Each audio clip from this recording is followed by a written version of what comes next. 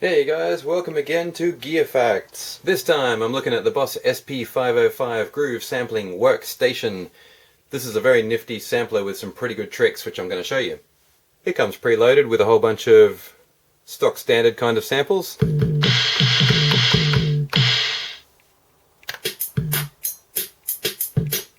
And sequences. Speaking of sequences, it has a very nice 4-part sequencing system where you use a pattern, and what you're really doing is putting your samples together 4 tracks at a time. So you might have 4 bars of some furious drum beat on number 1, put your bass on 2, lead on 3, and some little trick on 4, and you can mix them in and out as you play. So without even changing a pattern, you can have a really rich and varied composition. But that's just the tip of the iceberg with the tricks of the Boss SP-505. I'll show you some of the others. If we go now to Pad Bank and choose, let's start a brand new user bank. So we'll see now everything is empty. So we're all set to record some samples. Here's a Korg K oscillator. I'll use that as our sound generator. My input is already set to line, but you also have the option of coaxial, optical, and of course mic. You can apply the effects live as well, so if you want to transform your voice or something like that in a live performance, it's no problem at all. You just apply the effects to the mic input or any other input. Incidentally, this takes the older smart media type cards, which are actually really good because they're extremely storable, very reliable, and they have reasonable capacity. So now it's asking us to choose a pad to put our sample on, so number 1 seems like the obvious choice. Up here we've got some options. I don't know how clearly you can see that on the camera, but you can record in mono or stereo. It has several grades of recording quality. You can also set, and I love this, you can also set an auto start mode for recording. It can either be off, or you just turn the dial to the right and it'll give you 8 different levels of recording volume that will trigger the actual recording process. And that's great for synchronizing a sample. You can record your sample and you know that at least the start point is already going to be perfectly synchronized every time you press a pad. So I'm just going to do a bit of a sound check. You know what would be better is if we started on a rhythm, and that will lead me into the next trick that this thing can do.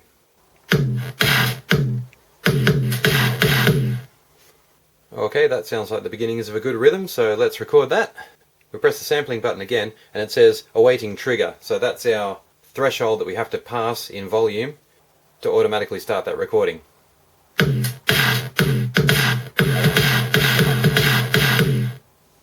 And we've got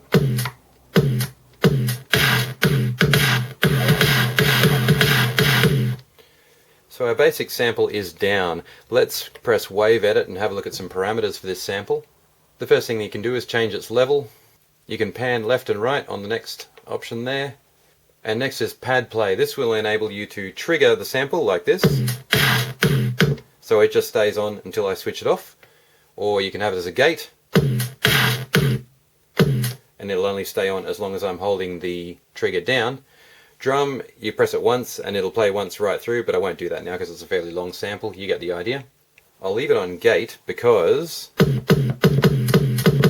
I like that stop-start sort of feel with samples.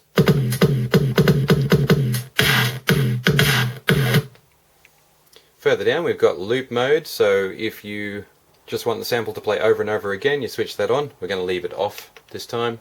Reverse, you can in one step just reverse the sample very easily.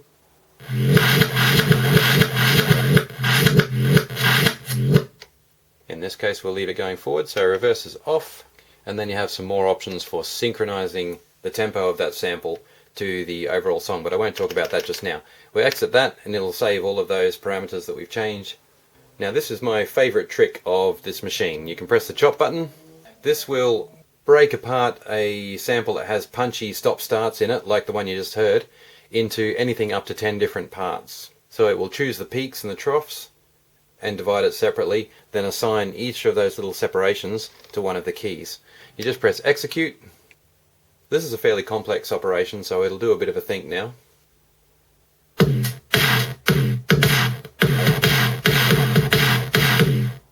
So there you go, it's given me a preview of what's going to be on each of the keys. This is a pretty reliable function that will usually give you one hard sound for each of your sample pads. It's asking me if that sounded good. I'll just say, yeah, sure, why not? And we're done.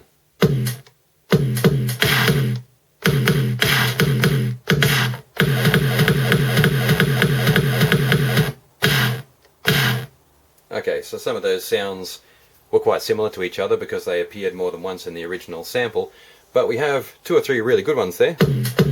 A nice bass drum just followed by a light hi-hat hit there. So 2 slightly different bass drums.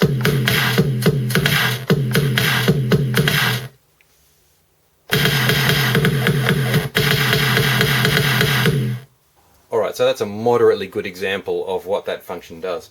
We can also do it with something a little bit more random, and I'll show you that now.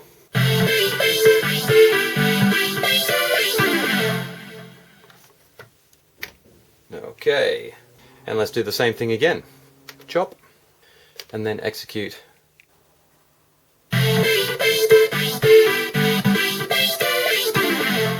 Okay, so we'll save that. It'll be pretty interesting to see how this goes.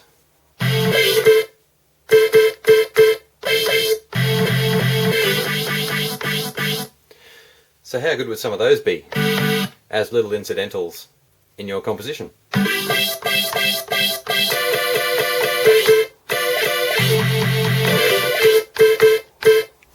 Okay, so I think we've all got the idea about the chop function. So now I'll move on to effects. It is as simple as just pressing effects on. You've got a whole bunch to choose from. There are, what have we got? 26 different, I wouldn't call them individual effects because some of them are actually effects that are piled up on top of each other. You have 3 parameters that you can change for each of these effects, giving you a very wide palette of sound potential when it comes to using the effects section. We'll start with the basic one, which is of course our cutoff and resonance filters. With cutoff and resonance you also get a drive, which is basically a distortion control.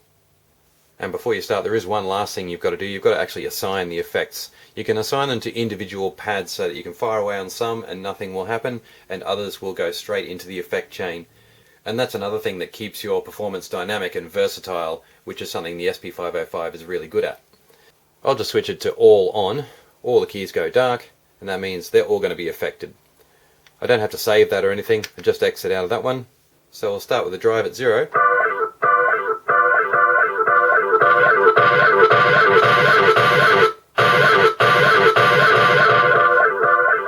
So it gets pretty out of control there.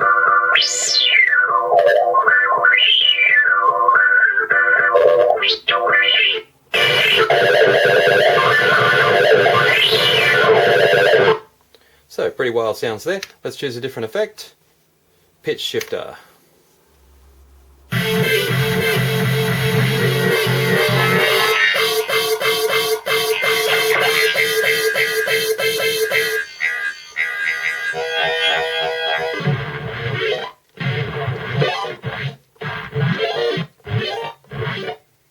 Next effect is delay.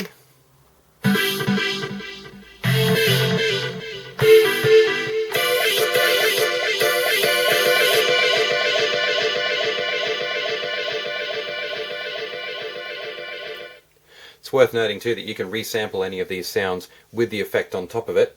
If you want to keep your delay, for example, but have your cutoff and resonance going, then that can all be set up to work perfectly by resampling. Let's move on to the next effect, vinyl simulator.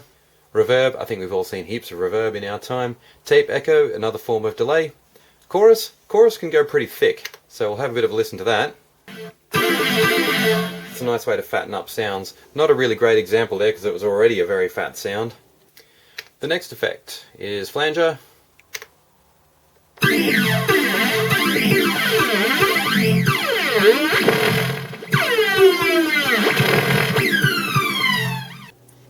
Phaser.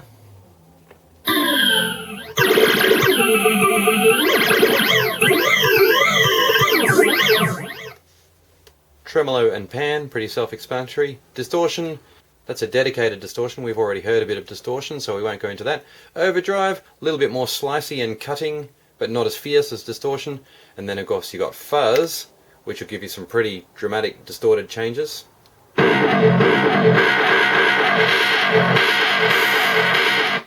Works really well with drum beats, that one. Wah is always good fun.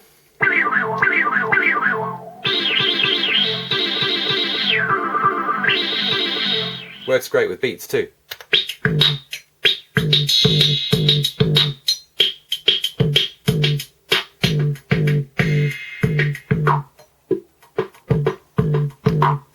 octave will be quite interesting on these particular samples.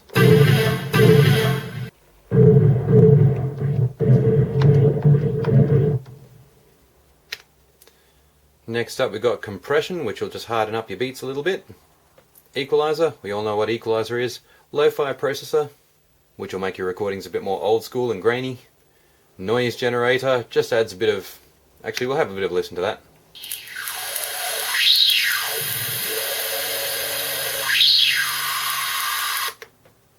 Okay, this is the slicer, and I love this one because it can really integrate your samples into your beat in quite a dramatic way. There are several patterns of slicing.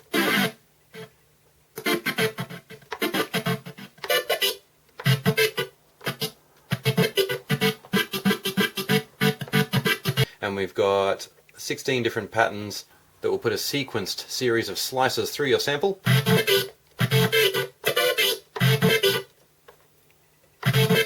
And fit them in really nicely with the beat.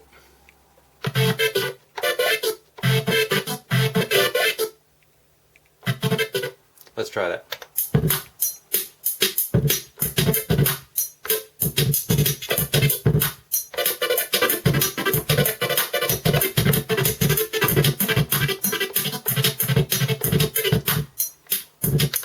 Now ideally I would have that set up so it didn't affect the rhythm loop, but it did affect the samples I put over the top of it. But anyway, you get the idea. Ring modulator, always an old favourite for total chaos.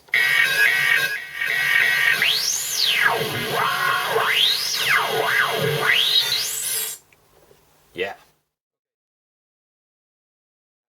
I'm back in my user pad bank now, and I'm just going to record a couple more samples to add to my basic beat.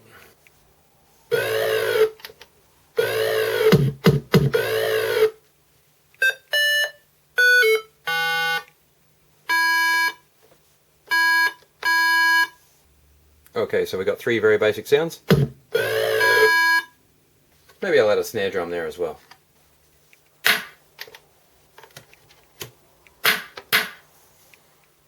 Alright, let's use those 4 to create a rhythm.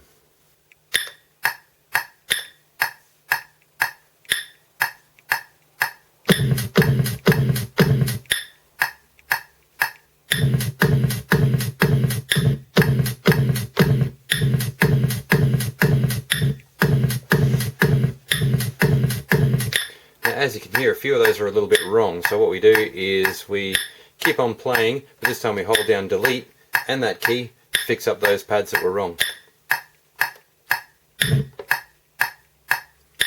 Right through the 2 measures, and now it's all gone. Let's try again.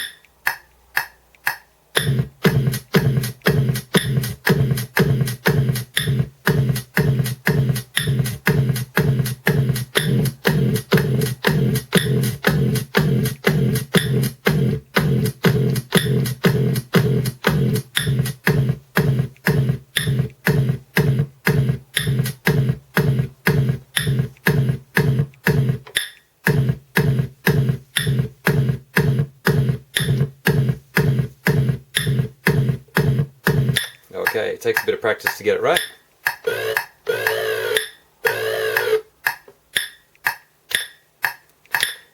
We'll make this part 2, shall we?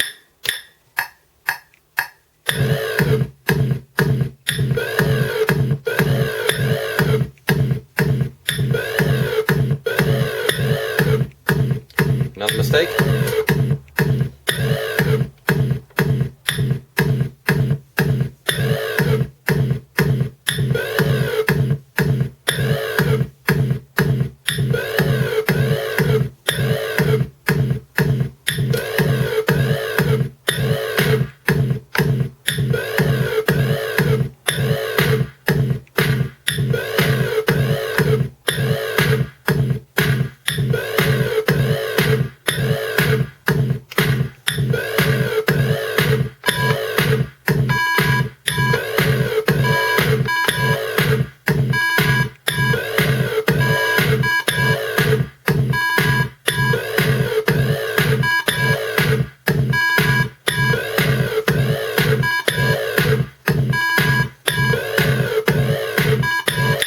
Alright, we'll stop it there.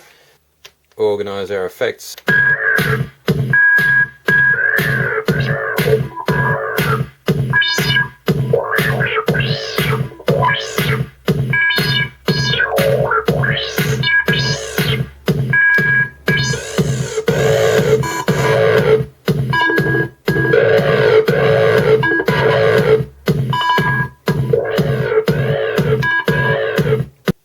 so that was not music that will change the world, but you get the general idea.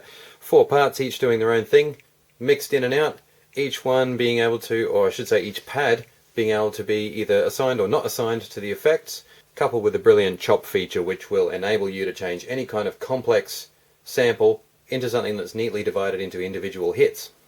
So that demo of the SP-505 was a little bit longer and possibly a bit more in depth than what I intended it to be, but suffice to say, it's small, portable, very capable, and it's just one of those creation tools that just seems to generate ideas along the way as you're creating your piece. So I'm going to leave it there. All that's left for me to do now is to give you a bit of a physical tour of the actual unit.